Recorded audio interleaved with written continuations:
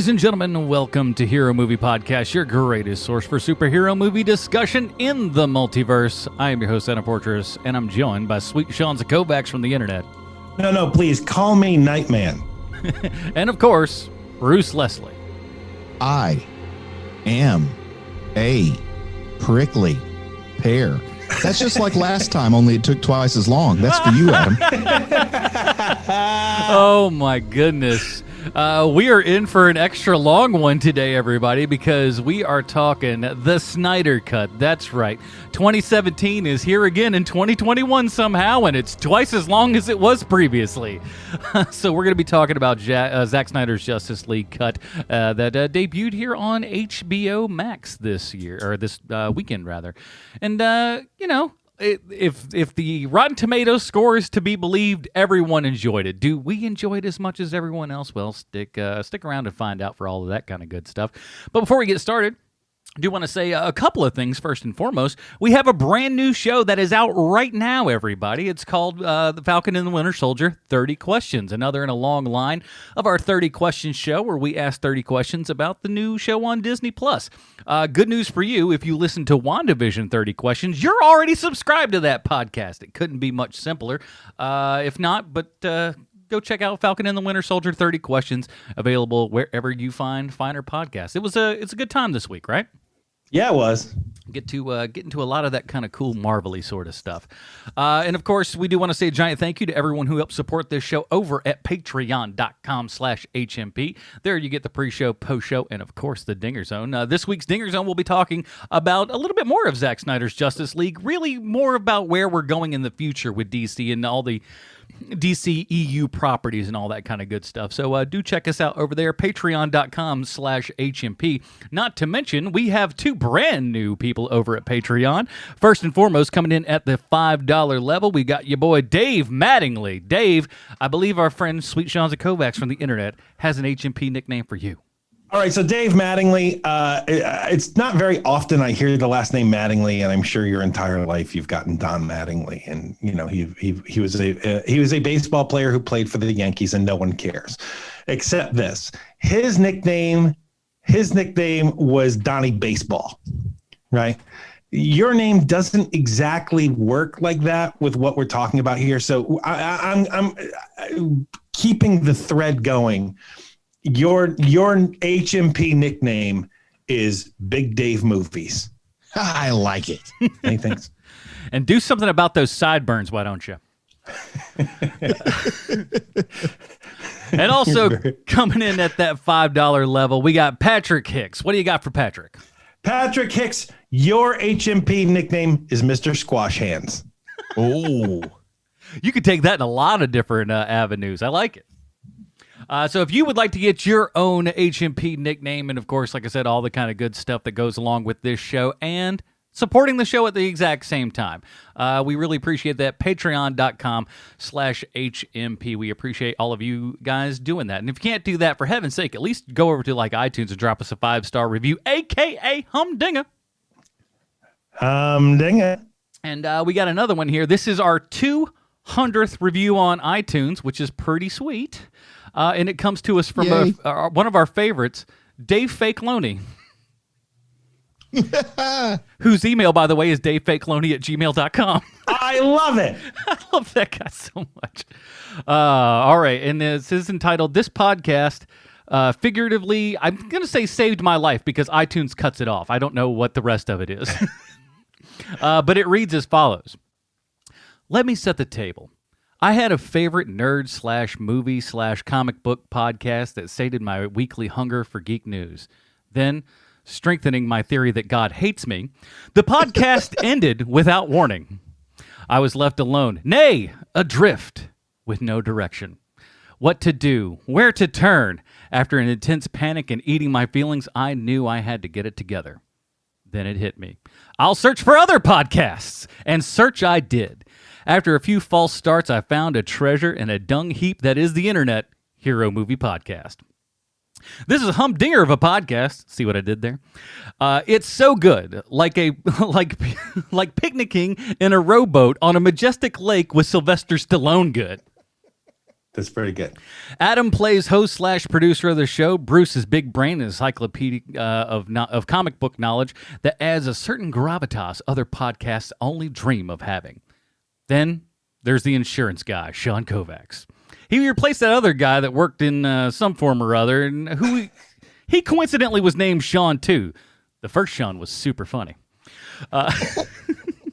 Anyway, if you like comic book movie news and commentary, you will not find a better podcast than Hero Movie Podcast. It's informative, funny, and an essential part of my podcast lineup. Take it from me, Dave Fake Loney, because after I found the podcast, I went back and listened to every single one. Oh, my word. Oh, my gosh.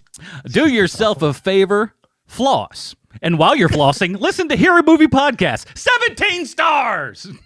Oh, man. God really does hate him if he listened to every one in a row. My word, that is a lot. Torture that boy with over 350 hours worth of programming. But sweet Shanzi, can my HMP name be Gravitas now? Why? Oh, because everybody keeps using that descriptor for you? Yeah. Sure. Why not? I picture more like the Beast, and we call him Gravitos. Oh, I like that. That seems a bit more like Bruce's level than what I think. Anyways, we really appreciate that review. Yeah, really great, really great. Thanks, Fake Loney. That's awesome. But do give us a favor, man. If you can't support us on HMP, share the show with your friends, review us on iTunes, all of that kind of good stuff. And thank you guys so much. Let's get into it, boys. Hold on a second. We have one more bit of housekeeping. Okay, I think I know where this is going. There was I a think bet. that you do. There was, because yes, there was a bet. There was a bet that was made that you were going to watch more episodes of Nightmare. Yes. And the date that we had agreed upon was March 15th. Mm-hmm. And due to me giving you grace, I let it go until this Sunday when we are recording. Mm-hmm.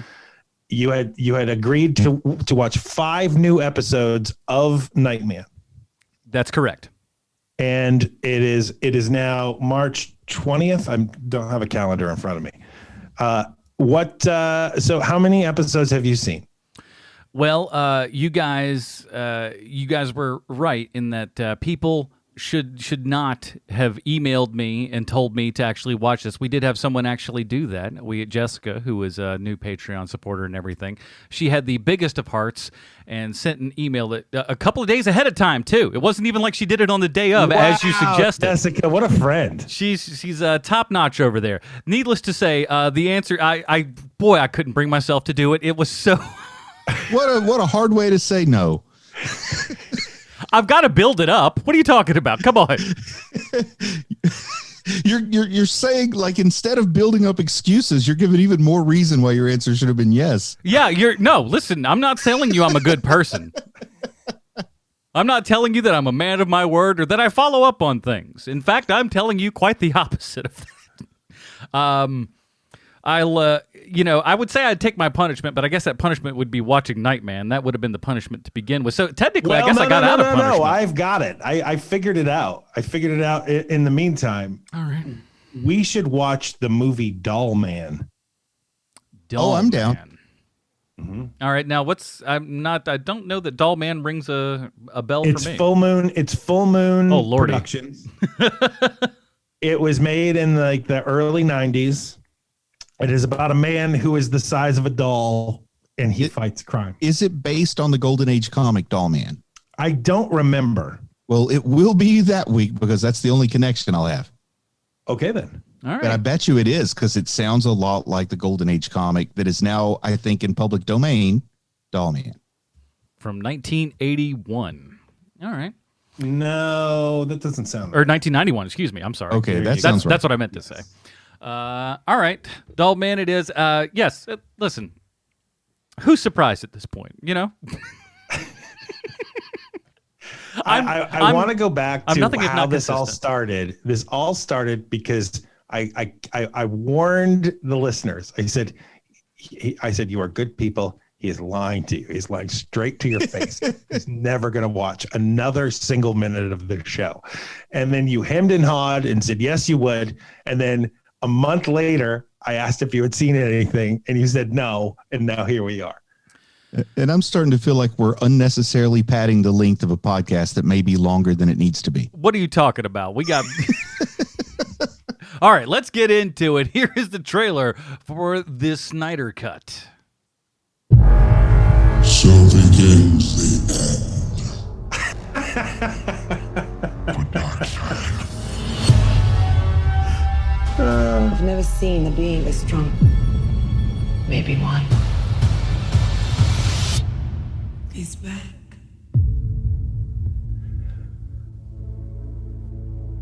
I spent a lot of time trying to divide us. I made a promise to him on his grave. I need to bring us together. There are enemies coming from far away. They serve an old power. This world is divided. No protectors here. No lanterns. No Kryptonium. It will fall in his name. I have turned worlds to dust. All of existence shall be mine.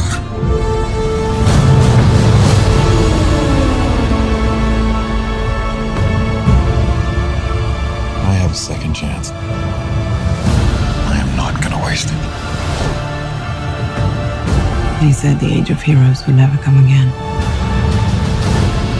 We're fighting the devil and his army.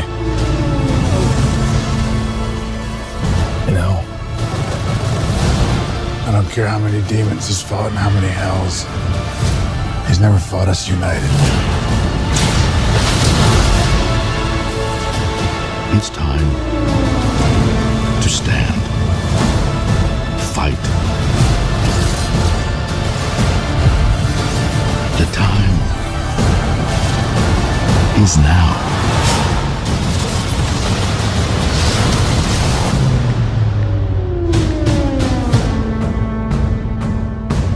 Alrighty, that was the trailer for Zack Snyder's Justice League. It is currently out on HBO Max. Here's the IMDb plotline. Zack Snyder's definitive director's cut of Justice League, determined to ensure Superman's ultimate sacrifice was not in vain, Bruce Wayne aligns forces with Diana Prince with plans to recruit a team of metahumans to protect the world from an approaching threat of catastrophic proportions. Well, you know what time it is. It's time for Bruce's Comic Book Connection.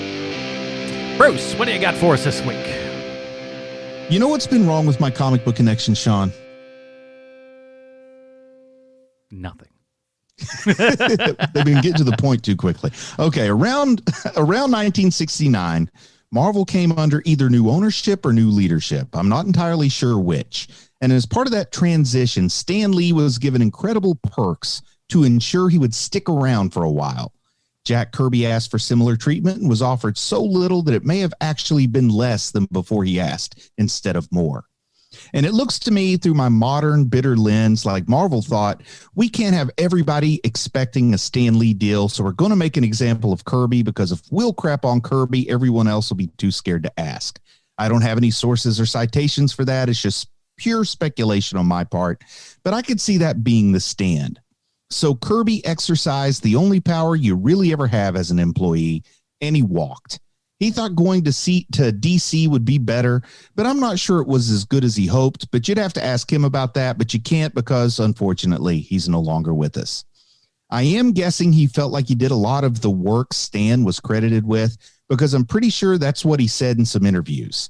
So at DC, he asked for and was given the credit for writer, artist, and editor on the comics he created. He eventually transitioned artist to penciler because I'm guessing here, but he probably didn't want to do the same thing to his inkers and colorists as what he perceived Stan Lee had done to him. The major storyline he opened with DC has been retroactively named the Fourth World Saga. When the term Fourth World was initially coined by Kirby, he admitted he just thought it sounded good and didn't really have a good reason behind it. Then later defined what made it the fourth.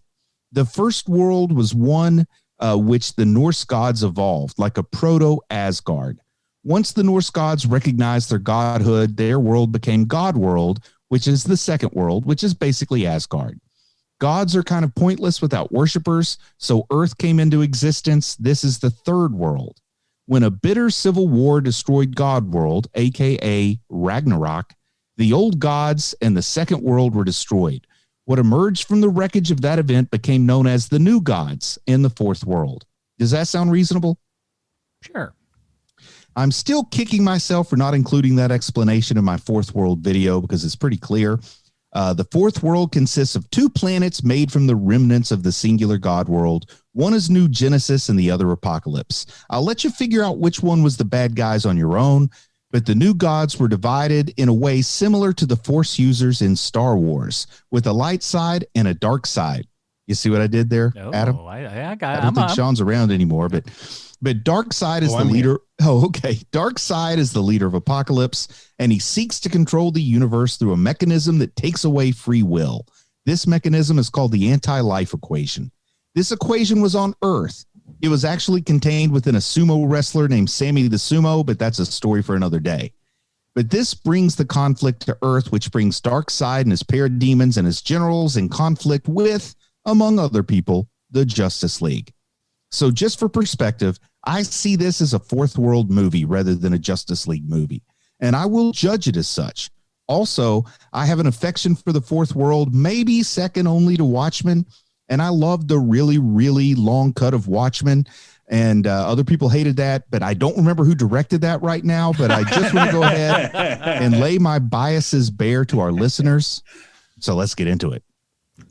All right. So, Adam, I'm going to guess that your favorite part of this is the 1-3-3 format is really what you really enjoy about watching this. Oh, it made my day. I was like, when I booted it up Thursday morning, my first, honest to God, I didn't watch any of the trailers. I didn't want to know anything, right?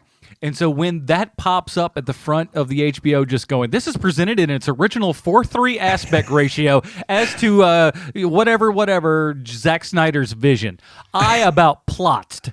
I'm telling you, I took a picture of it. I put it on Instagram and I said, is this a joke? Is this, we are kidding. Are we kidding around here? This is the most insane thing I've ever heard in my entire life. It drove me bananas and they did it for 4 hours. Oh boy. It wasn't just the picture that was good. It was the picture where you put the Ben-Hur chariot race above and the 4-3 below about how far we've come since then. It's the most anti-movie thing I've seen in a long time, and I suppose in that perspective, I have to applaud him to just go, you know what? I'm going to make the biggest epic ever, and I'm going to make it in 4:3. Wow! So now's the time. Let's just go ahead and have this discussion. What's the real reason it was in 4:3? Okay, I've got Sean. Do you have any ideas? Because I've got. I have a wild guess. I'm guessing here, but I'm going to imagine because when they brought back the footage that he had, they have to do less to it if it's in 1-3-3. Bruce, any thoughts? I think that's kind of what I'm thinking. This is very much a green screen movie. You know, What? And honestly, you've got the HBO Max budget, which is bigger than I would have thought, but still, it's not the kind of budget a 4-hour epic like this would have. So I'm thinking, honestly, just from practical terms, you take away 33% of the screen, that cuts your digital After Effects green screen budget by about 30%. Incorrect. If anything, what that does is makes it more in an odd, weird sense. So let me kind of go into it. So this movie was shot like a lot of movies are, especially in the day of digital now, in kind of this full frame aspect ratio, and then matted appropriately, either in 1.85 to 1, 2.35 to 1, whatever, afterwards. So they have as much leniency in post as they want to. Even greats like David Fincher are doing this. So it's like, hey, I want to make sure that whatever I've got the ability to move and shape and make this thing exactly the way that I want it. Because maybe we had too little or too much headroom. We can move that frame around a little bit and give yourself more of an out if and you need that. That's kind of what I was getting at, I guess, in a round, because I have recently been making some green screen videos, and I find you have a lot of room to work with if your actual, I guess, with the actual footage that you need to use is smaller than the space you need to occupy. You can always make it bigger. But I don't know why they have to black bar the edges like that, because there are other ways to do it there. The reason that I feel that this was done is, frankly, Zack Snyder ego. there's a lot of things throughout this entire last couple of years where he's been talking about what he would like to do with this Snyder Cut, and we saw elements of it in this final cut that we've got here. But they talked about everything from making it like a 4-part miniseries to having it in black and white. And I'm fairly certain over there at Warner Brothers and HBO, they were just like, bro, we ain't making this in black and white. And he's just like, well, I'll tell you what, 4:3. Put it in that 4:3 aspect ratio, which is kind of what, if you go to the real honest to God proper IMAXs, that is more of what their actual aspect ratio is, which would have been fine if we were all watching this in a full-fledged honest to God IMAX, if everyone was doing that. But that's not the case. Everyone is sitting at home watching this on a television. A widescreen television, I might add. So chopping off the left and right, which they didn't really do. Again, they open matted this is what this has ended up being called. So there's way more headroom in this than there needs to be most of the time. It's a very odd and strange decision. I think it's very much the opposite of what, giant cinematic work is doing. Even an IMAX screen would be square, so it'd be more like a 4:4. Yeah, it's close enough, but I saw there's a couple of scenes online that people have done the little A/B comparison back and forth. One of the easy ones to find is when Batman meets Flash for the first time. Mm-hmm. And while the framing is obviously different and everything, the scene in the Snyder Cut is almost twice as long, but also they cut out a lot of stuff, and the framing you can watch all the framing and just go like, oh, yeah. The other one, say what you will about the content of what's in there as far as the edit goes, but as far as framing, boy, that widescreen looks a heck of a lot better. That's me. Maybe I'm just a nutball, but. Well, no, I think you're right that widescreen would look better. I still think there's a technical aspect I don't understand that they didn't. That it wasn't as much an artistic choice as they want you to think it is. No, because here's the thing. See, what you're thinking of is that they're chopping off the halves of the left and right. I'm saying that what you saw is the edge of the screen, but they mat on top and bottom. So technically, they would have more work to do by having this open frame as opposed to less. I see what you're saying. Yeah, because what I'm saying would only work if all the shots were tighter. Yeah. You're right. Yeah, I see what you're saying now, because what you're not generating on the right and left, now you're generating on the top. You're generating up and down, and you're seeing things that you normally wouldn't see. So let's say that a boom mic probably wasn't, because they got a lot of great stuff. He's invested heavily in boom mics that work from the side instead of overhead. It's really bizarre, but I don't know. So let's before we go off of a ledge here, I think the best way to what is your favorite part about this cut is probably the best question to ask you guys. That's a good way to start. Yeah. Adam, I'm sure you have the most to say about your favorite parts. So go ahead. For me, it comes down to Superman. Of all these characters, I feel like I'm the most invested in Superman. It is the most iconic character that we have. We've been with this actor as this character the longest compared to the other characters in this film. The score, the Superman theme and everything is fantastic.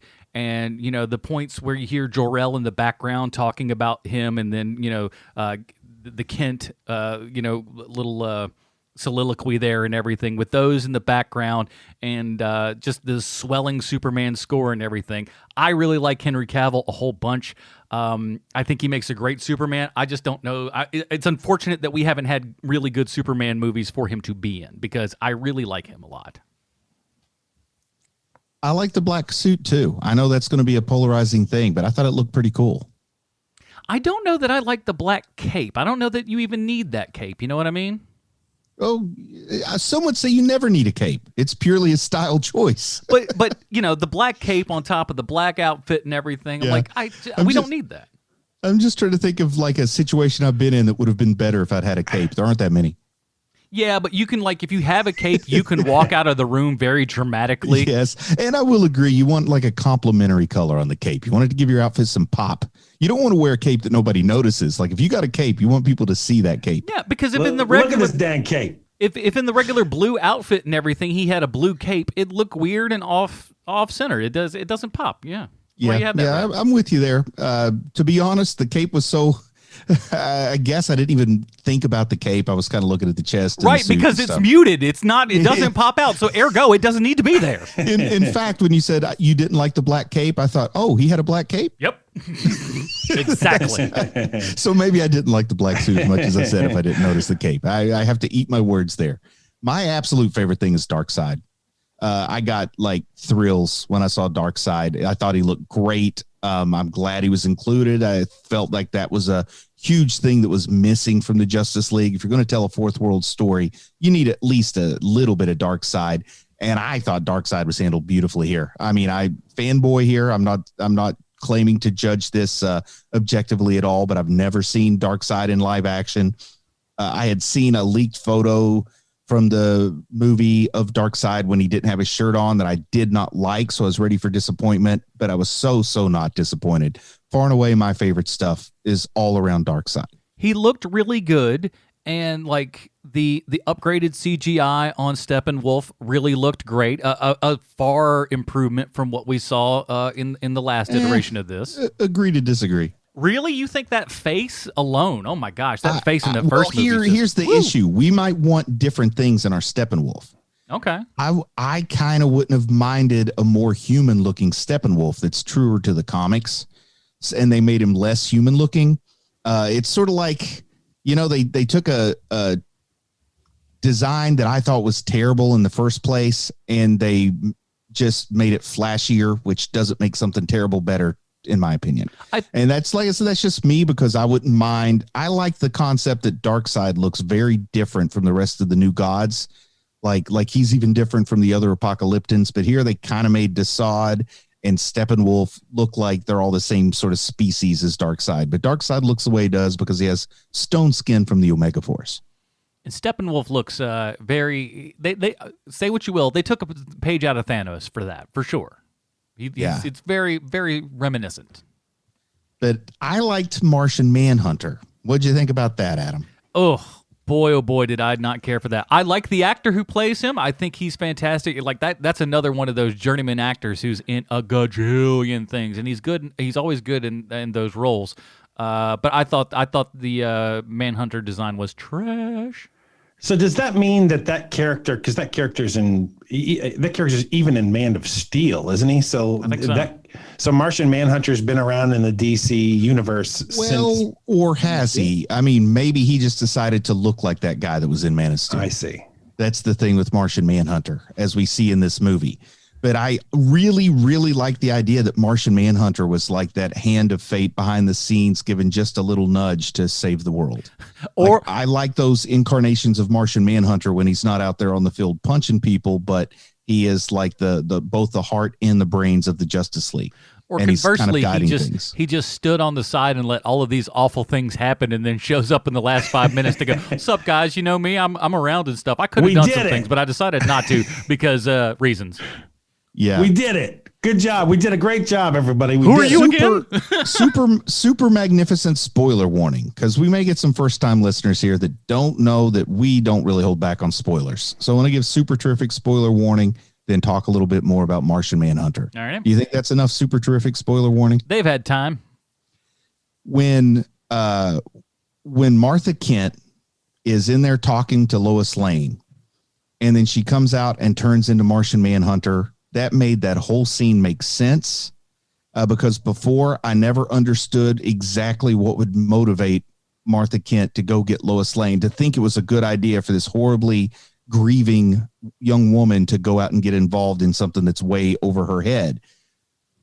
But it makes more sense when it's Martian Manhunter doing it, given that little nudge behind the scenes, like I said, like that guiding hand of fate. I thought that was a really, really good narrative twist. It certainly made more sense then, because you're right. Martha doing that, it did seem like, well, why is this what you're doing? I know I've just been evicted from my home and I'm in horrible grief, borderline depression here, but I thought I'd just pop in Metropolis and tell you to go out and risk your life. You're not doing enough reporting, Lois. What's going on? I want to see you on the news when I'm sitting in a Motel 6 because they took my farm. What are the chances? Well, I guess, what are the chances that the day Martha would decide to go talk to Lois would be the exact same day that the Justice League were trying to bring Superman back to life. So it makes more sense that Martian Manhunter may have been spying on them and knew what they were up to. Quick little thing, just because we're in that neighborhood, and I don't know that there's too much more to say. I'm a big fan of Amy Adams, and why did she looks terrible in this movie. I know she's grieving widow and everything, but y'all could have, that's a very attractive lady. Why they made her look so bad in this movie? And I felt they bad did the for same her. thing. That whole scene is so poorly lit because both Diane Lane and Amy Adams look awful in that scene. It's just like, oh man, I felt just so thought- bad. I thought Amy Adams was just already in character for Hillbilly Elegy, and that's why she looked that way. Like, she looked better in that movie than she did in this movie. Yeah, you're probably. I don't know, man. I'm not going to rag on her. I thought she looked fine. No, look, that's my point. She looked She tired, is fine, but she looks she looked terrible in this tired. movie. Yeah, she looked tired. I'm not going to hammer on her appearance. My favorite parts of this version of this movie is, one, they do a whole lot better job of explaining what's of the future scenario.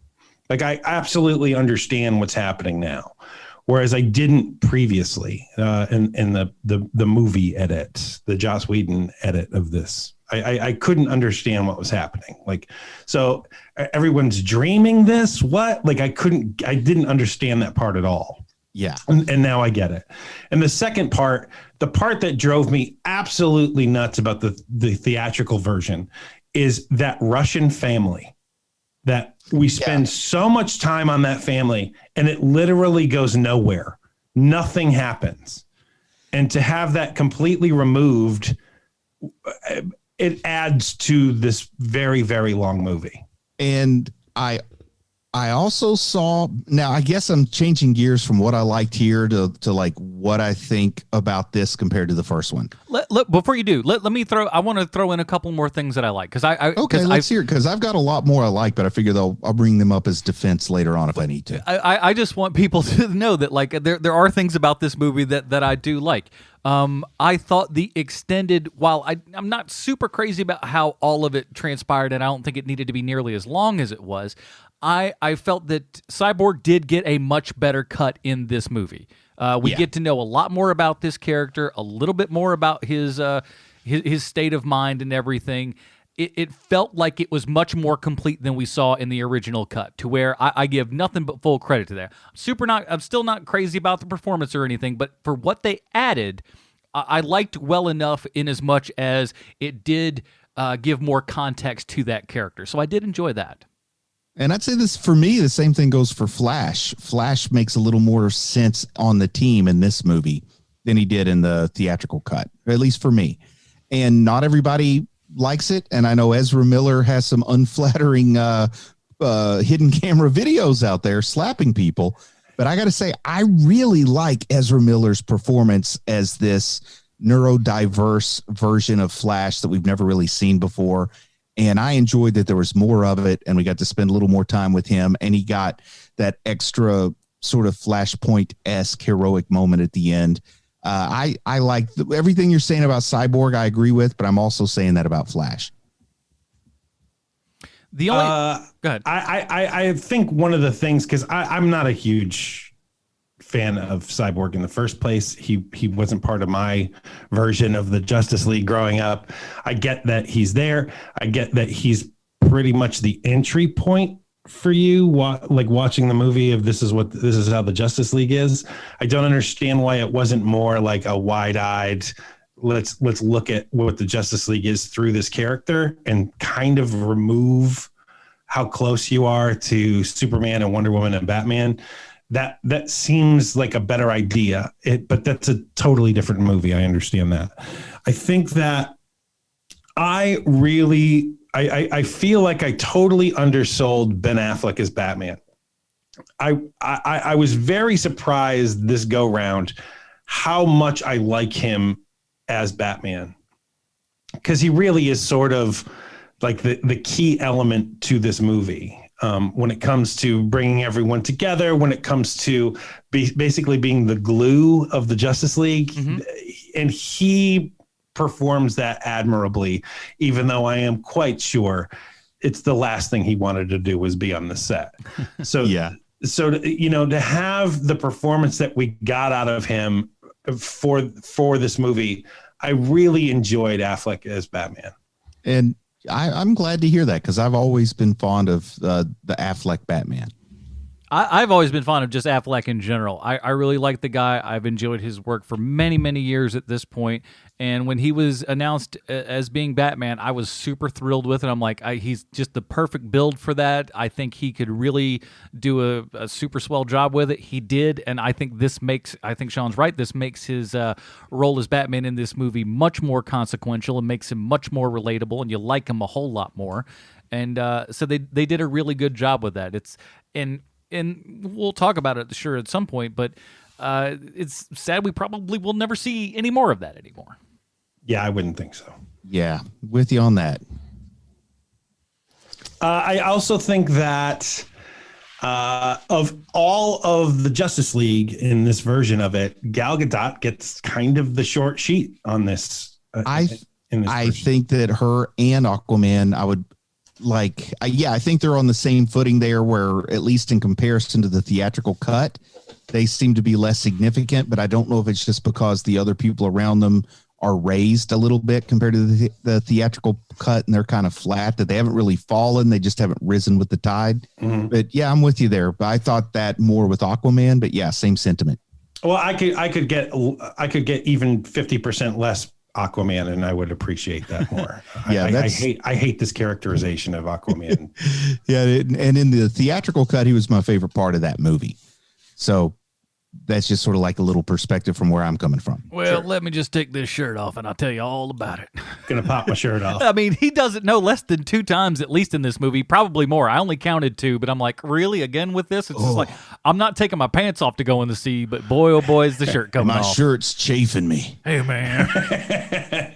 Well, look, man, when you got that dude, if that dude isn't walking around with his shirt off, then why are you paying that? Yeah, no kidding. He's like, look, I've been so hungry for the past 3 months while I've been trying to get into super shape for this movie. I have to show off it. Come on, man, just give me a break.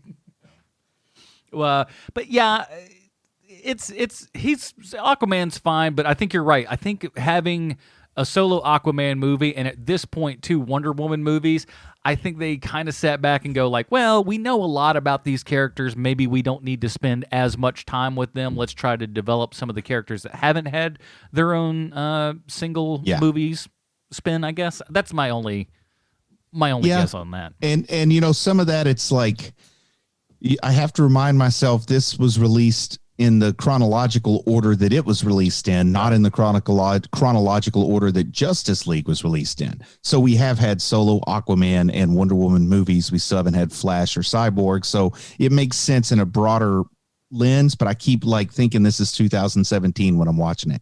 I kept waiting for Boba Fett to show up, and I totally forgot that he's only in Aquaman. He's not in this. Yeah, well, at least he gives the line of like, "Hey, I gotta go find my dad," and goes off there. So at least gives you a little bit of context as to the time that things are taking place. So that's a good thing. I mean, they really wasn't enough time in this movie to put him in, so I can understand.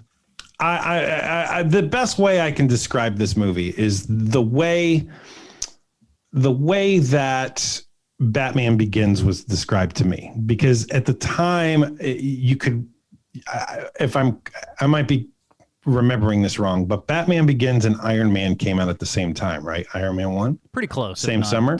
Yeah. Yeah, close enough. And I remember that I had seen Iron Man, but I had not seen Batman Begins yet, but my friend had, who is he's a film buff. And so I asked him, hey, what is better? Iron Man or Batman Begins? And he had just seen Batman Begins. And he said, dark and brooding doesn't mean better. And so watching this version of Justice League, that's all that was going through my head, is that it's like, I get it. You want to ratchet up all of the dark and brooding stuff because that is who you are as a filmmaker, Zack Snyder. I get it. But you have no less than 2 characters, and there's far more than that, but let's just say 2 characters right now that are supposed to exude joy in the best of us and the best of humanity, and you are doing none of that with these characters. With that being said, this is the best Zack Snyder Justice League, in my opinion, that we're going to get. There's no other, like if he was given, let's say he's given another crack, it'll never happen. But let's say that, hey, I'm going to make a Justice League Part 2 is going to happen.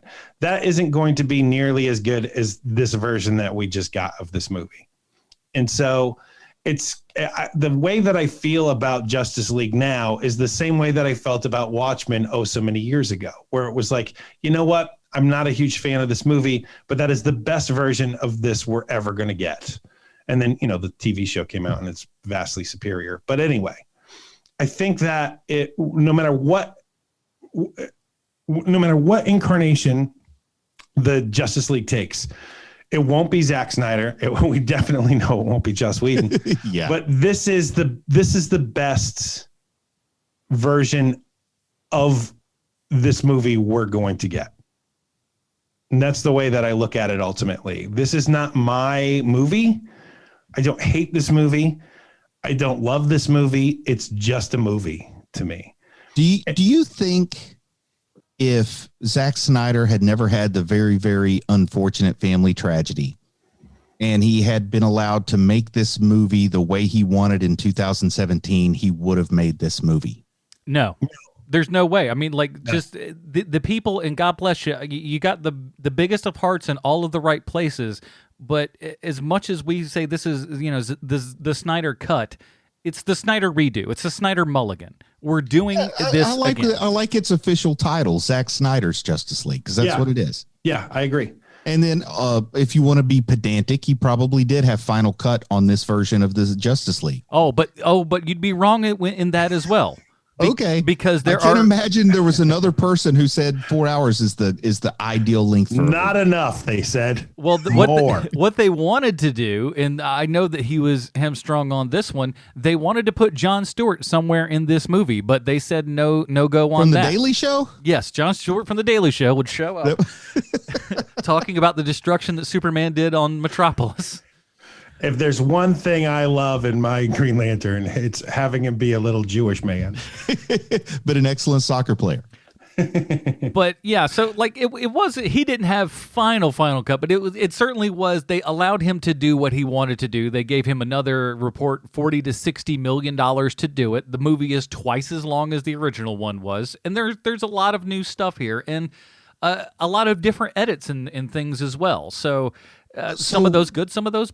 Who's to say? I want to back up on that budget talk. What do you think, just ballpark? I'm sure at some point we had an exact number. What do you think the budget is for the first 2 hours that was theatrically released? $350 million is my guess. Okay. So if you're doubling the length with 1/5 of the budget, 1/6 of the budget, that makes me think the stuff you're filling it up with can't be as good. Well, no, it certainly can't. I mean, there's no way to necessarily do that. Yeah, budget for original Justice League $300 million. Okay, so 1/5. So he had 1/5 of the budget to double the length of the movie. That kind of doesn't help me give the benefit of the doubt to the filmmakers here, I guess. Not that money's everything, but, they could have added an extra really awesome 35, 40 minutes. He could have taken out the stuff that Whedon put in that didn't need to be there. I mean, I'm just saying this could have been tighter, man. Yes. And if you're ready, if you're ready for some of the negativity, and I don't have a ton of it, but man, it all goes back to the length for me and I've also got some Whedon negativity that's going to spill into when I'm pointing out what I didn't like. Well, that is one of the things that, and we should just start getting into the negative because there's a lot more of that. But I think that that's one of the things that Whedon did add to his version of this movie is that there's a lot more real world elements in his version of this than what we just got. Well, there's a lot, meaning that there's a lot more real backgrounds than we get in this version, because I can remember I was watching this for about 20 minutes and thinking to myself, I don't think I've seen an actual person or an actual anything in about 20 minutes. some of the Whedon stuff that he added. How about I'm a little negative on the theatrical cut stuff I couldn't appreciate? Like you could guess, and sometimes you knew, like you see CGI mustache, you knew that was something Whedon added. Sure. But the opening Batman on the rooftops and stuff in the first one, the second that I saw that, I was just like, that's not Zack Snyder's eye. I could just tell by looking at it. I'm like, that's Joss Whedon, and come to find out, it was. And they took it out entirely, and it's a good thing that they did because it was not good. But there's a few other things that I'm not clever enough to have discovered, but I've seen other people point out and do side by side of the same scene. But there's a scene, I'm just giving a broad example here. It's not a specific example, just to give you the idea of the kind of changes. A scene where somebody said, wow, that was a blue 1979 Volkswagen. And Whedon reshot it to say, wow, that was a blue 1980 Volkswagen. Like some of it was almost just like Whedon needed to get a certain percentage of his scenes when it didn't really change the narrative. And there's some stuff now that in retrospect, you can kind of look back and think that was just running up the budget for no good reason. I guess Whedon was paid by the hour, so he wanted to get more time in. I don't know. So let me dispel a little bit of stuff here because I think it's not said enough. I'll leave a link to my YouTube thing that I did about 9 months ago talking about the Snyder Cut and how that got birthed. But the original cut of Justice League was, pretty darn close to what you've got there. That was very close to what Zack Snyder wanted to do. Then he needed to add some more scenes, and under, the orders from Zack Snyder, Joss Whedon went off and did what he had to do to fill out those spots because Zack Snyder needed to leave. Zack Snyder was not fired off of this movie. They did not he had a family tragedy. Yeah, but so many people are like, they fired him. They said, you can't do this. There's so many people that think DC purposely hamstrung Snyder and like gave everything to Whedon and let Whedon cut the entire movie. And it's just not true. It's just not a thing that actually happened. Joss Whedon came in and filled in bits. You know why you don't see Joss Whedon's name as director of that movie? Because he didn't direct it. And he also didn't direct the majority of things or edit the majority of things in that movie. That movie was majorly the things that Zack Snyder wanted to do. It just was. And this is him coming in afterwards and saying, hey, now that I really have the time and the ability and, clearly the headspace to do it, now I'm going to be able to get this, not only what I initially wanted to do, but maybe in that George Lucas perfect world of I can do exactly what I want to do the way I want to do it the second time around. I'm able to do it now. And good for him for getting to do that. I'm not claiming to know anything for fact, but I could totally understand if he did not want to be involved in the post-production after dealing with the death in the family. Exactly. You know what I mean? He didn't get down to the final thing, but the assembly cut, everything that they were pretty much doing was mostly there. It just was. The other part, there's a massive problem with this movie for me. And the problem is this, is that there is a version of the Justice League that would be perfect for Zack Snyder. And that is the future, like doomsday, everything's on fire when you're looking at that version of the future. That is a Zack Snyder movie. I would totally love to see that version of the Justice League where you got Deathstroke walking around with the Joker, with Batman. Like that stuff is great. Oh, that'd be right up his alley. And that's the movie he should have made. He should not have made the movie where it's 6 superheroes, but actually 7 superheroes, but actually 6 superheroes. And they're, and it's Batman and it's Wonder Woman and it's Superman, because he doesn't know how to deal with Superman and Wonder Woman. He just doesn't. And I think a reason maybe that the Justice League could be tough for him, at least to make a movie that I like am 100% spot on with, is that it's a very decent, like everybody is going to have their own favorite Justice League stories. I don't know that there is like 2 or 3 standouts that you say, if you're going to make a movie, these are the ones you make. The team was formed in the Silver Age when all the stories were pretty silly by modern cinema standards. The more modern stories, the ones that are really good, don't necessarily have the marquee members of the team. If he had a good, solid, long story arc that was on par with the length of Watchmen, and he did like he did with Watchmen, where he makes a largely faithful, put his mark on it where he needs to, but he had a largely had the central plot laid out for him, I think he could make a great Justice League. But trying to create his own, it's tough for anybody, not just for him. Well, I think that exists. and maybe you disagree with me here, Bruce, but I think that first run of Grant Morrison JLA, that is a great Justice League story. But who's the lineup in that story? I guess he could change it up a little bit. It's basically it's your big three. They're all in it, and the only one they couldn't get was Hawkman, so they have Ariel. Yeah, that's easily transferred to another character, though. Right. Yeah. And so, like, I think that would be a terrific, because it's when they're fighting against the White Martians, and like that's just a really fun, like, because it's also a mystery. Like what the hell is happening here? We can't figure this out, and it turns out that it's the other Martians, and so that's super fun. And I think he clearly wanted to include Darkseid, and there's not a thing in the world wrong with that. I think he could have taken something in a similar vein to like the Forever People's original 11-issue run and just substituted the Justice League largely for the Forever People. You have to change a few elements, but I think you tell a more modern lensed Fourth World story from the early days, and it really works. I mean, the core is there. The anti-life equation is on Earth. But that Bruce, brings Darkseid to Earth, and then there you've got your battle set up. But Bruce, you have two totally different sensibilities here, because if you're making a Fourth World movie, like kind of what you're suggesting here, Zack Snyder is the exact wrong person to be making that movie. That there is a director who can do that. His name is Taika Waititi, and he's already proven that he can take Jack Kirby's stuff and make just a really banging movie.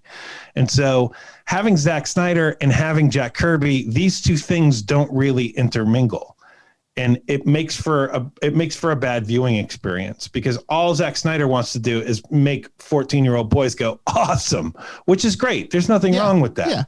But that isn't what Jack Kirby does. Well, yeah, I'm not going to argue on that.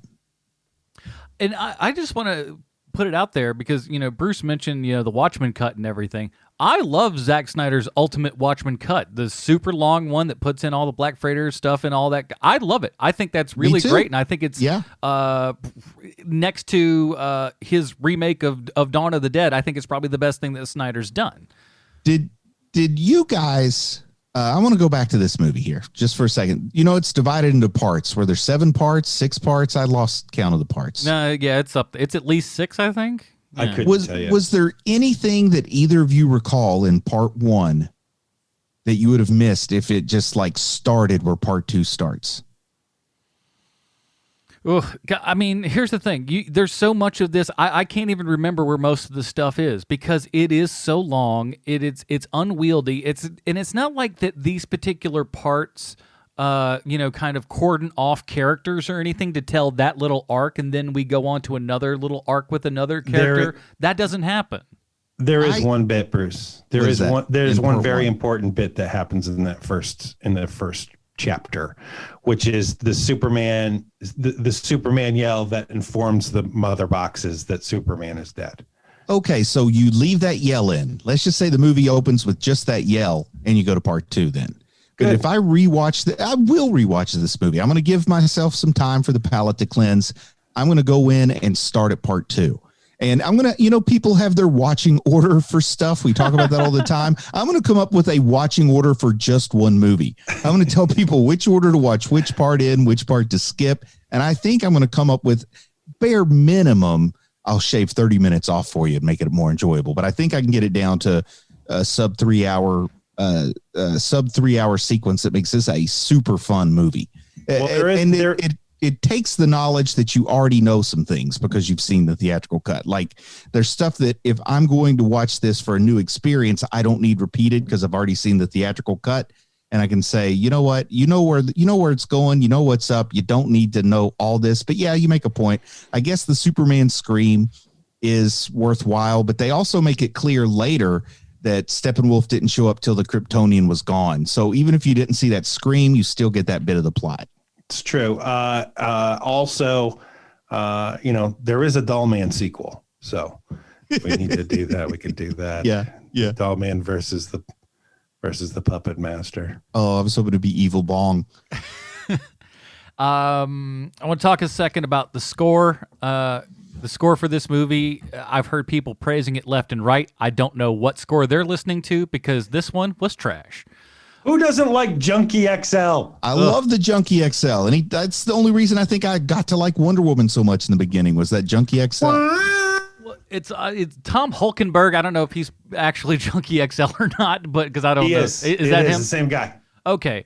They're the overbearing, constant, just, like, let me see if I've got it queued up well enough. Just kind of like, all the voices and stuff that you hear, just the constant, all of that. It's too much. It's so over the top. It's so over dramatic. I can't stand it. And there's no variety to it at all. The only bright moments are cues from other films. See, that's the secret. Your score is cheaper when you only have to pay for like 8 minutes of music and it all sounds the same and you keep using it. The soundtrack as it appears on iTunes is 3 hours and 54 minutes. So it's clearly every single moment throughout this entire thing. Song. It is all there. And most of it is just this wild and crazy wailing. And it's just... you combine that with these Zack Snyder ungodly amount of slow-mo that we've got in this movie. Some of it cool, some of the Flash stuff is kind of neat, and I'll go back to Flash in just a second. But there's so much just dragging it out, and you're like, bro, it's already long enough. We don't need to make everything that doesn't need to be slow.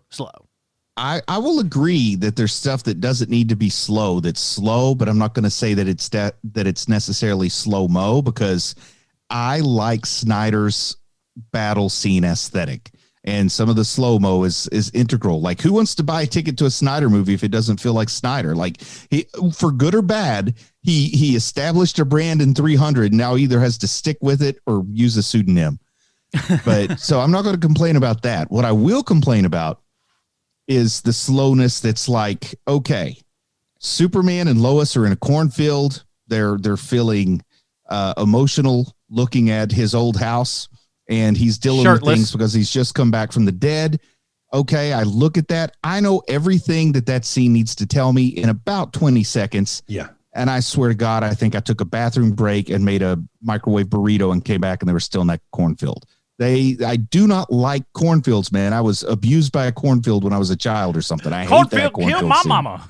Yes, I hate cornfield scene. It's it's a bit much. In him coming back and being like evil Superman, and all he's got to do is look at Lois. That it's just so corny and over. But that works. I don't have a problem with corny. I don't have a problem with corny if you get your corn out there and get the story going. I have a problem if it's corny, but you give it the time and build up as if you think it's deep. You take a 15-minute sojourn to Smallville to do God only knows what. Yeah, and that bothers me. Now, something else that I'm going to say is a negative. I really like that we got to spend more time with Cyborg. I like that we explored his motivations more. He really, really, really tried hard to do something with that relationship between Cyborg and his father and the fact that it was a testing relationship. Love Miles Dyson. Yeah, but when he died, I felt nothing. Like he failed, and I am such a sucker for father-son emotional stories like that. Like, that is one of those things that is my biggest soft spot. Will make me cry every time Silas Stone dies, and I'm like, okay, now we can go fight somebody. I mean, he has the plot points for a really emotional sub arc between father and son here, but like, he doesn't sell it well at all to me. And I don't think I'm the first person to say it, but I don't think Snyder emotional development of characters is Snyder's strong suit. No, I would not think so. No, there is something just inherently wrong with when you hire Miles Dyson to be the expert robot guy for your movie that's 25 years later, and then on top of that, you have him with a trigger thing for the mother box where it looks remarkably similar to what he's holding in Terminator 2, where he's going. Yeah, I mean, it is the same. It is the same bloody scene, and in a movie that's going for laughs, like in a Whedon movie, that probably works because it's going to be a bunch of illusions and callbacks and laughs and jokes. But in a movie that's attempting to build what Zack Snyder is attempting to build, that is distracting. And I've got to tell you, like, I understand I understand that Cyborg is a beloved character. I get it. I hate this version of Cyborg. Mm-hmm. I much prefer the Doom Patrol Cyborg. Yeah. That is a far better character. He's than charismatic, you know? Well, also you care. Like, I care about that dude. I don't care at all about this version of Victor Stone. I don't care at all. But I do love the Zack Snyder-esque football scene. Like I said, I'm not even that big of a football fan, but when I see him running down the field with the Snyder effects and the slow-mo and dodging tackles and stuff, that's a lot of fun. In the snow, that's like one of those things that I kind of feel like only Snyder can do, and I really like it. It did feel really cool looking. I watched it just going like, because there's something in the back of my mind. I don't know this, but my thought was, has Zack Snyder ever really watched a football game? Let's find out by watching this football sequence. And it looked correct. Things didn't look like, you didn't look at it and go, oh, that's not a thing that happens in football. So I thought that was pretty good. But yes, creatively that looked fantastic. To me, it looks remarkably similar to the opening scene from The Last Boy Scout. That's true Except as well. No pistol pulled out of the waist. Man, how weird is it, Sean, that I was going to make a Last Boy Scout reference? The bit from Cyborg that I didn't quite understand, I know it's supposed to give us heart and make us feel like, he's a good guy deep down inside. But his dad giving him all the powers to do everything, which, first of all, you would become a villain if you were granted that much power. As much as you would try to be a good guy, you would eventually turn evil because you would have way too much power at your disposal. And why wouldn't you just make him a body that works? Why does he have to be able to control the stock market with his mind? I thought that was bizarre. I think part of it is because Silas didn't really make anything. He just took him up to the mother box, and the mother box did what the mother box does. I guess. But I don't think Silas did all that on purpose, but he sure as heck studied him after it was done. But I to me, it felt like when he's going through like the security video and sees the single mother working at the diner or whatever, it felt weird and creepy that he's just tuning in to kind of different feeds and stuff. And then when he goes to the ATM machine, I shouldn't say machine, I'm sorry, that's a bad part on Adam. Shut up, Adam. It's just ATM. You added an extra word in there. That's okay. But so she goes to the ATM and there's like $300 in it or something like that. All of a sudden he snaps and she's got over $1 million.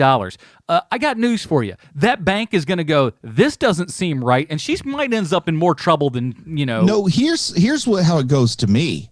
It goes to me like, okay, Cyborg his mind process is super fast, so he's going to make it right, which means there are probably 20,000 small transfers going into her, or else he's just ripping off one really rich guy. Yeah, and that was my thought. Where's this money coming from? Who? Like I like to see the next scene where it's like, oh wow, I guess we have to close down the county hospital because $1 million disappeared from our just tell me that you're taking it out of Lex Luthor's account and I'm okay with it. But I'm like, where's this money coming from? You didn't just generate this. You didn't just like go into the computer and just go, you've got extra money. They would see that, and things would not end well for this poor woman who seems to be on the edge as it is. And it's just super duper shorthand that for a lot of people just let it happen and move on. And that's a scene that also really worked for me, let's say in 1994. Like if Johnny Five goes up and makes an ATM spit out money in 1986, I think that's super cool. But now we've come to the point where I realize computerized banking isn't as easy to hack as it used to be. So it almost makes it look like, okay, great, he has helped one person, but did she really need that much? Like, think of how many other single working mothers. Like, he could have probably given her 20 grand and spread it around a little bit. I'm starting to get cynical about like shortcuts to heroism. Yeah, it was that too made much. him feel good, but it didn't really solve that much of a problem. This is one of the logistical problems with Batman, is that if you really want to clean up the city, why don't you dump a bunch of money into Arkham? Some better security for Arkham, say. It's like when I hear that the children's hospital is not able to afford to put children in the beds, but local millionaire donates a ton of money to the art museum. It's not that the art museum's not important, but sometimes you're like, man, what's going on here? And then you find out, well, he wanted the art museum named after him. He didn't want the children's hospital named after him. It's a bummer. That children's hospital is a real bummer. Yeah. Art's cool though. One of the things that it was so close to being like this nice humanizing moment for Cyborg when they're going and they're digging up Superman's grave and everything, which is hilarious because they actually mention it's like, we're superheroes. Why can't we just lift this thing out with our whatevers, you know? And the guys are like, no, we're doing it the old school way for no real reason. Okay, fine. And Flash just kind of goes like, hey, that Wonder Woman's pretty hot there, right? And it's like, you think she likes younger men? She's 100 years old. Everyone to her 5,000 years old. Whatever it was. Everyone to her is younger. Like, we had a chance for Cyborg to deliver like a nice, funny moment. Like, all you had to do was just smile a touch and give him a little bit of humanity that's just solely lacking for that character. It would have made me like him so much more if he would have had half a chuckle in his face when he delivered that, what I think is the funniest line of the movie. Yeah, and they took away his booyah. He had a booyah in the theatrical cut. I didn't remember it from the first one because I did ask that to some people and stuff, months and months ago. I was like, because I can't remember. It was so underwhelming that it just wasn't there. But in the trailer, and in this one, we get a Mama Ann. Ugh, just yes, beautiful. Best part of both cuts of the movie. Oh, so bad. I'm going to say something pretty controversial here. Is that I really like the Joker scene in this. My son really liked it. I want to hear your take on it. I think that there is something.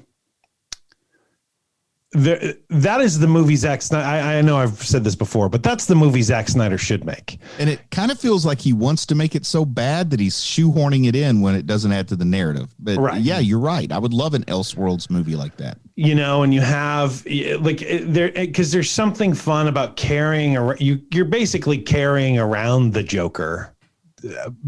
I don't know what benefits you get by having the Joker on your team, but wild card. Why does he always have to be a wild card? I like that he's basically that whole scene where he's basically explaining to Batman, like, you screwed up. Like, this is you did this. Everyone says I'm the crazy one, but you're actually the crazy one. He doesn't say it in those words, but that's basically what he's saying. Mm-hmm. Yeah. And I like that he's toned down. He's a little more Heath Ledger than he was in Suicide Squad, which I very much appreciated. And I like the look of him. Like, he's just, he's wearing an open dress shirt. There's something like much cooler about that to me, where he's just like, look, I'm barely here, you guys. Everybody knows I'm going to get murdered here in about 10 minutes. So, I like that version of the Joker way more than Suicide Squad Joker. Okay, if we're doing AB versus Suicide Squad, I did like that version of the Joker better than the Suicide Squad version. For some reason, I didn't like the sheriff's vest with all the badges on it that I assume are the badges of all the cops Joker's killed. Sure. Like, something about that was just, 15-year-old kid trying too hard to be edgy. Oh, for sure. Yeah. And there is the other parts of this too, which is that no matter what you do to Jared Leto, he's just going to be too pretty. It doesn't matter. Yeah. And the whole little thing there with his conversation with Bruce, and Batman says, and make no mistake, I will effing kill you. Ugh. At that point in this dismal world, if you're so certain you are going to kill him, why don't you just do it? Yeah. Like, what are you waiting for, Batman? You think there's going to be a better opportunity to kill Joker than this very moment? Yeah, it's like all of that. I appreciate it for what it is. And I think, Sean, you make correct points here, but ultimately all I could do was just roll my eyes when all of this was going on, because it was just bad. Make no mistake about it. I'm doing that with I'm going to say 90% of this movie, because everything is just so overly stuffed and overly dark, and everyone talks like this, and everything like wah, in the background, Sean, happening. Yeah. That scene had a mortal sin by Sean and Bruce's rules of movies. We hate dream scenes because they mean nothing. I do. And that was a dream scene. But the one upside for me about that is we did get a little Joe Manganiello with the mohawk. I love Joe Manganiello as Deathstroke. Yeah. It kills me that we've gotten like a grand total of maybe 90 seconds of Joe Manganiello as Deathstroke, because he would be awesome in that role. Yep. Give us some kind of Judas Contract movie or something. I don't care. Get Joe Manganiello on screen as Deathstroke, because he just looks perfect for the like really tough but older guy. I mean, he's a great actor. It's a great role for him. We need that. And Bruce, you mentioned it in the Joker scene, and there's several other spots in there, but like just the unnecessary like F-bombs and just language that so doesn't stupid. belong in this film is pretty two gross. Two in particular stuck out to me, and I felt like one, I could give it a pass. The one where Cyborg says "F the world" or something like that. That's that one I fair could give enough, a pass, I because guess, let's say bitter 20-year-old guy who is not happy with. He feels like he is being treated worse than anyone else in the world at that moment. So I can see him saying that. Now, does it need to be included in the movie? That's not something I want to debate. But the one with Batman, that almost feels like, you know what, guys, we could be the first movie where Batman says the F word, and it'll be in the same sentence where he promises to kill, because those are kind of like two things about Batman. He doesn't say the F word and he doesn't kill. So we're going to do them both. Yeah, So stupid. It's And if anybody complains, we can say it was just a dream sequence. It's not canon. yeah, not canon. You just point to that and just go like, "Hey, everything's a-okay."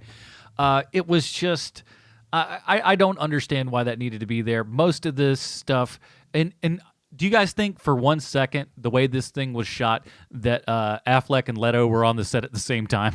Because No way. it is No. not shot that way at all. No. Never happened. And Mara was in that scene, right? Yeah. So did they call Amber Heard for reshoots? I sure hope not. She did have It's like reshoots. you fire somebody, but you still bring them back for reshoots on an old movie that she probably doesn't care about. They're definitely, well, it's definitely that one, but I think even the earlier one when they were for lack of a better term, like the Iceland kind of place, wherever the heck they were at the beginning of the film. I feel like that was new with her and Willem Dafoe. I don't know. That could have been something that was shot and just didn't make the final cut. Though, It's possible. It's possible. Or that could have even been footage from Aquaman that was cut and they put it in there. I don't know. But the dream scene is clearly something that was shot for this version. Oh yeah. And that's there were two things that came into my mind. Like, if you fired Amber Heard, how do you have the gall to call her back for reshoots on this that I'm going to call a vanity project? It was probably it may have been before. I mean, because I don't know. Yeah, when but that took still, place. it's just weird, you know. And then what makes it even more weird is that scene is exactly the same without Amber Heard. Yeah. Like, you don't need Mara there. You know who you could put in there instead is Aquaman's mom or something. I don't know. You put somebody else there and it's fine. I did stand up in my chair and cheer when we heard that Aquaman was dead. I was like, "Woo, sweet Bastard." That's That's it, man. Not bad. This has gone on too far. We need to wrap this up then. It was so good. Oh, and real quick, Bruce mentioned that he liked it. I like the idea of the extra Flash scene where he's going and to get the job at the dog place or whatever. Central Bark. Terrible, but not surprising. I liked all the parts where he's like getting out like a really crummy resume and all that sort of stuff. I think all that's really good. I thought the idea of this slow-mo trying to save who we're only supposed to, my guess is, believe is supposed to be Iris. Yeah, that's Iris. They go through all this stuff. The hot dogs flying in the air in slow motion. It's just, it feels like a 14-year-old boy is directing this, and his name's Zack Snyder. But it's so overly long. It's bad. He comes off to me as quite creepy when he's doing it. I agree. absolutely. There's not enough hot dogs. Am I right, Adam? The hot dogs are flying around in the air Not and like nearly enough hot dogs. I agree. past people's heads. It's just like, come on, bruh. What are we doing here? Hot dog. Terrible. Just awful. It was neat, but boy, it needed to be half that like length. the scene. The hot dogs looked cool. Yeah, they did. So I like the scene. But you're right. He does come across as kind of creepy, but at the same time, it would also be creepy to say, I find that woman attractive, but if I save her, it'll be creepy. So it's probably better just to let her die so she doesn't know I like her. You know, it's like you're in a can't win situation there.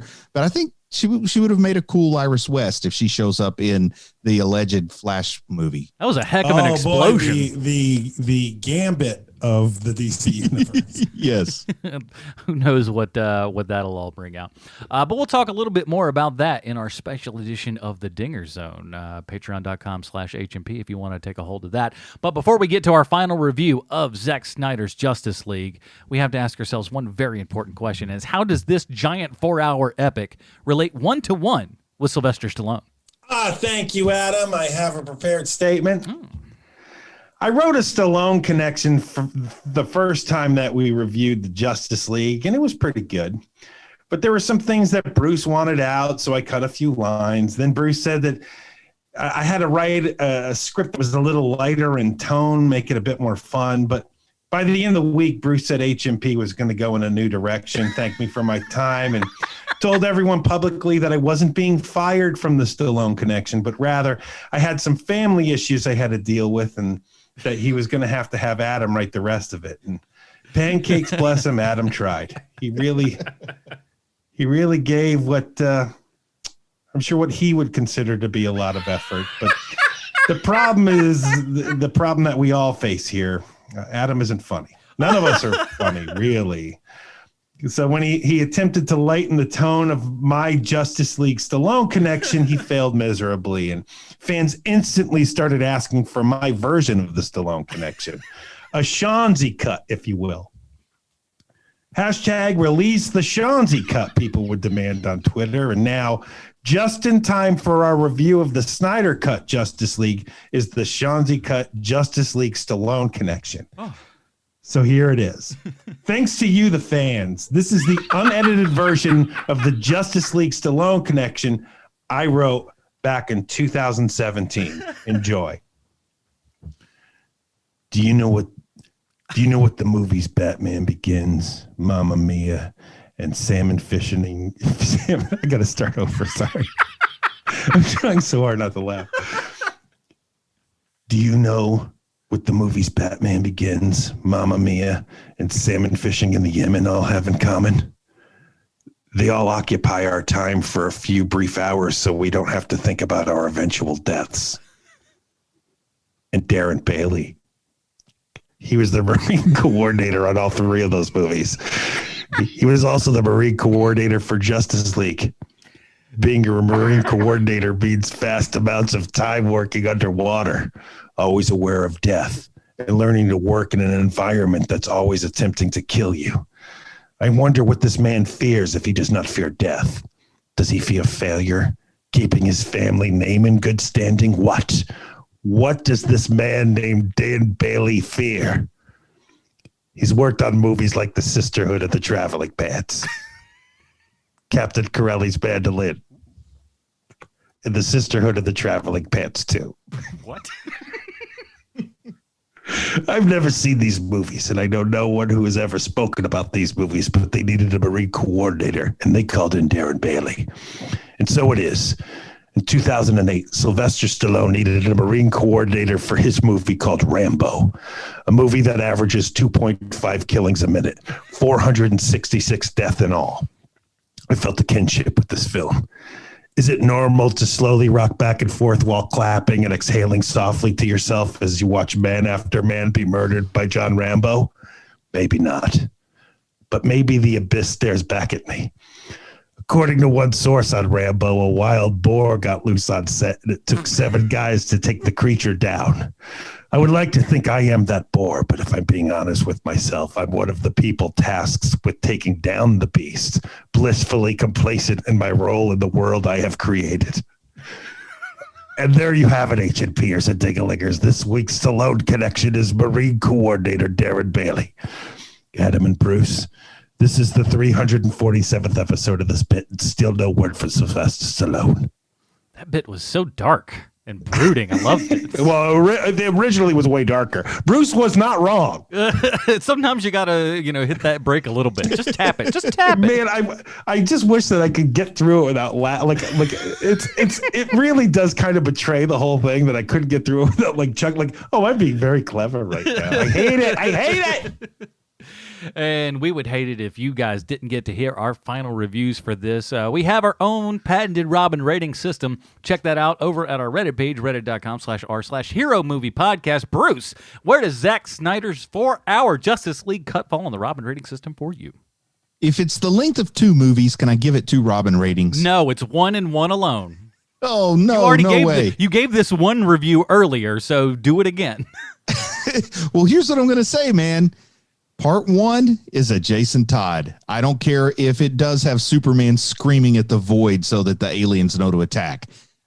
Whenever I rewatch it, I'm going to cut off part 1. I'm going to cut out the cornfield. That's also Jason Todd. For some reason, I hate that cornfield in an irrational way. But I like the rest. I love Darkseid. So my rating is, I guess, a Damian Wayne, but I'm telling you right now, if you start from the beginning, you won't likely see the end. Just go straight to part 2. And then if you're curious about what you missed, go back and find out that I didn't lie to you. Silas, my son, did the perfect thing. He watched 15 minutes, left, played video games for an hour and 45 minutes, came back exactly at the midpoint and finished it out. And he said, that was all right. So do that. Like, don't even hit fast forward or pause. Watch a few minutes, go play some video games, come back and finish it. You'll have a definite Damian Wayne minimum. Choose the 2 hours that you would like to watch best, and then watch those, I guess, is the moral of that story. But I did like it. But man, I did not like the start. I was very, very nervous when this got started, what I was in for. Sean, what about you? I cannot think of a movie I am more indifferent about than this movie. There are parts to it that I like. There are a lot of parts to it where I'm just shaking my head and laughing at just the wrong-headed nature of a lot of the aspects to this movie. Like, why is Jeremy Irons in this movie? You don't need Jeremy Irons to play that role. You could have anybody do that. All I could think is, look, there's Ozymandias. Where he's amazing. He's amazing in that. There's no reason for him to be there. There's no reason for a lot of the things that they do. So for me, it is also a Damian Wayne, but it is the lowest Damian Wayne I can give something. So this is a very low Damian Wayne. For me, I went into this movie wanting to like it. I really did. If you look at the video that I posted 9 months ago on YouTube, links will be in the show notes for it to give you a little background about the Snyder Cut and everything. I said my goal for this is to really enjoy this movie. I want to love it. I want it to be good. I want everything that we do to be good because you know what? We watch enough trash that I want to enjoy myself. I want to look forward to the program that we're going to be watching in every single week. I went in this with the most open of mind. It didn't hurt that the first thing that I saw was it's an all in 4-3. I'm not going to lie to you. That did put a little stank on the beginning. And there are areas of this movie, as I've said throughout this, that I really did like. I liked a lot of the Cyborg stuff. Some of the Flash stuff was better than I had expected it to be. Some good moments. But by and large, this movie is trash. It's not good.